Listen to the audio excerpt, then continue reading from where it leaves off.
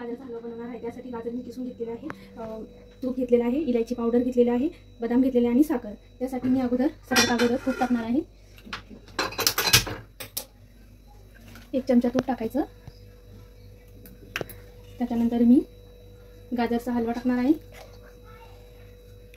केलेला किस,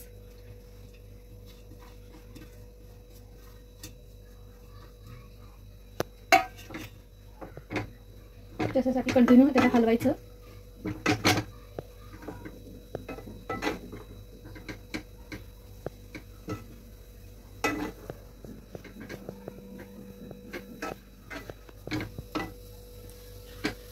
आणखी लागलं तर आणखी तूप टाकायचं त्याच्यामध्ये।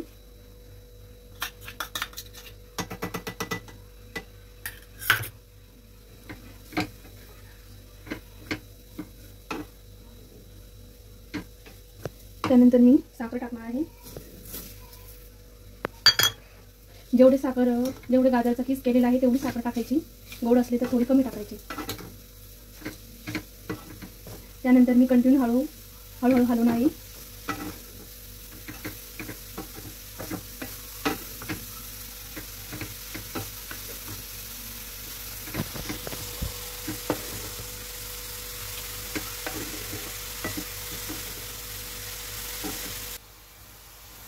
साखर पूर्ण पगळून झालेली आहे। आता 15 मिनिटांनंतर पूर्ण साखर पगळली आहे।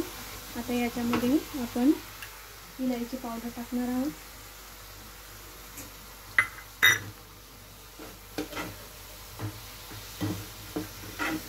व्यवस्थित हलवून घ्यायचं।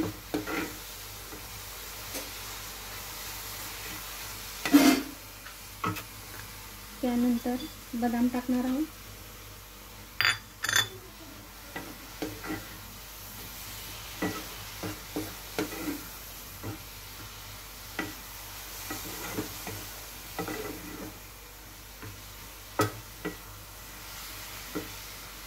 हलवा आपला तयार झालेला आहे।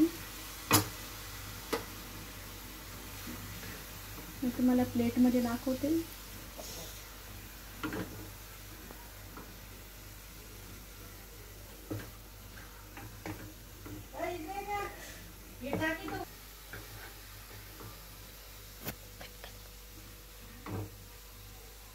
बघा हलवा तयार झालेला आहे।